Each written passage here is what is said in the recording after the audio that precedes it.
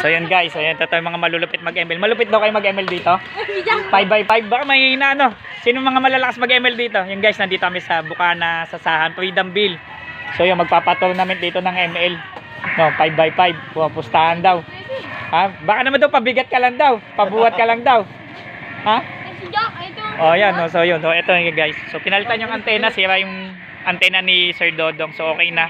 So, may tumama sa kanya sira yung isang antena, kaya hindi namin nag-function. Sira na yung PCB. Kaya mga tropa malulupit, mga malalakas dito. So, yan o. So, mag-practice tayo, magpapatournament tayo kasi yung mga taga-Purok 5, padadayuin ko dito. Dito tayo maglalaban. Ha? Maraming mayayabang doon. Ha? Ilalaban ko sa inyo. Baka naman mapahiya ako dito pag dinala ko dito. One by one, yung malupit na Hindi ha? Lalagyan natin ng pusta kahit isang tao. Isang salpukan lang. No.